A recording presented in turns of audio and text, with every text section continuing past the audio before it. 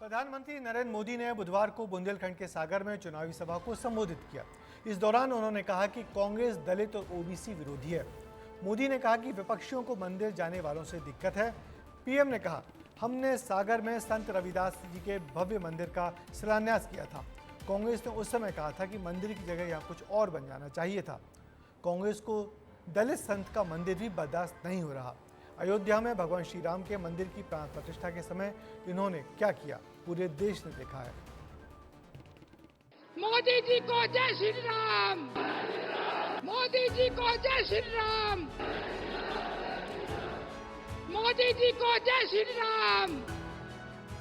सागर में पीएम मोदी को देखकर जय श्री राम के नारे लगना शुरू हो गए।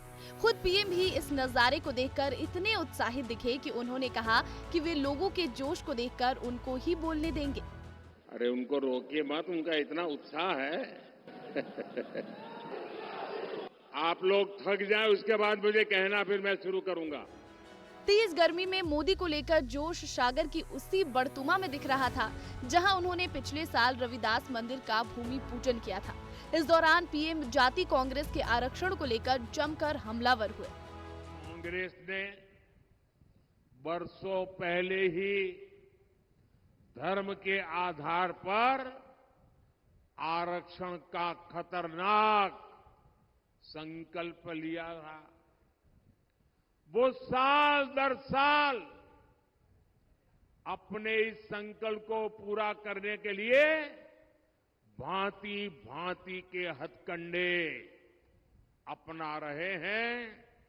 देशवासियों की आंखों में धूल झोंक करके ये अपना खेल खेल रहे हैं। पीएम ने आरोप लगाया है कि कांग्रेस आपसे सब कुछ छीन लेगी। आपको चोट पहुंचाने के लिए कांग्रेस इतने पर ही नहीं रुक रही।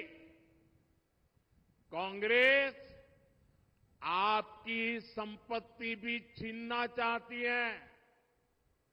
कांग्रेस एक्सरे कराने वाली, एक्सरे मालूम है ना, उनके नेता बोल रहे एक्सरे करेंगे और आपके लॉकर में क्या पड़ा है वो खोज के निकालेंगे।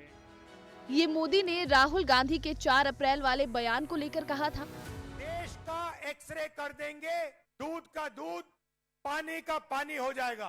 पिछड़े वर्ग को, दलितों को, आदिवासियों को, गरीब जनरल कास्ट के लोगों को, माइनॉरिटीज को पता लग जाएगा कि इस देश में उनकी भागीदारी कितनी है।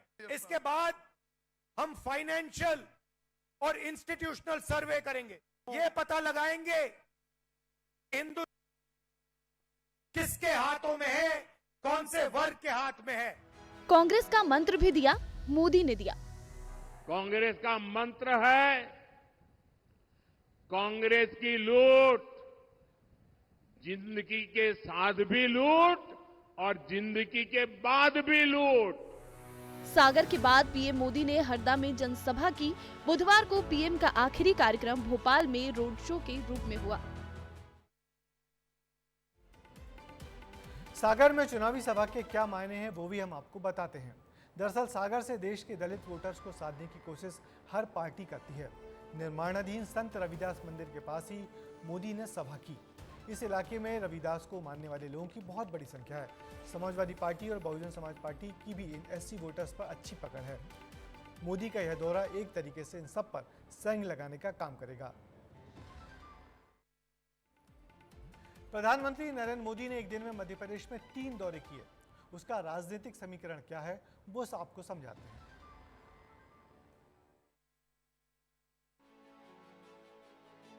प्रधानमंत्री नरेंद्र मोदी ने एक दिन में मध्य प्रदेश में 3 रैलियां की, जिसमें सागर, हरदा, भोपाल। लेकिन ये 3 दौरे सिर्फ इन 3 शहरों तक सीमित नहीं थे, बल्कि सागर के सभा से 3 सीटों पर बीजेपी को फायदा पहुंचेगा। सागर की सभा से 4 सीटों को मिलेगा फायदा, टीकमगढ़, खजुराहो, दमोह और सागर। हरदा की इस रैली से उससे लगी सीटें बैतूल और होशंगाबाद सीट पर होगा असर। भोपाल में रोड शो से भोपाल लोकसभा में तो माहौल जमा ही, बल्कि इससे जुड़े शहर विदिशा और रायसेन में भी वोटों का फायदा बीजेपी को मिलेगा। गुरुवार को भी मोदी मध्य प्रदेश में वोटर्स के बीच ही नजर आएंगे। वो मुरैना में जनसभा करेंगे। मुरैना की सभा से भिंड और ग्वालियर का भी समीकरण साधा जाएगा। मोदी का कोई भी दौरा हो या भाषण, वो यूं ही नहीं होता। वो एक मंच से कई लोगों को साधने का काम करते हैं, जो कि विपक्षियों के लिए हमेशा मुश्किल बनने का काम करता है।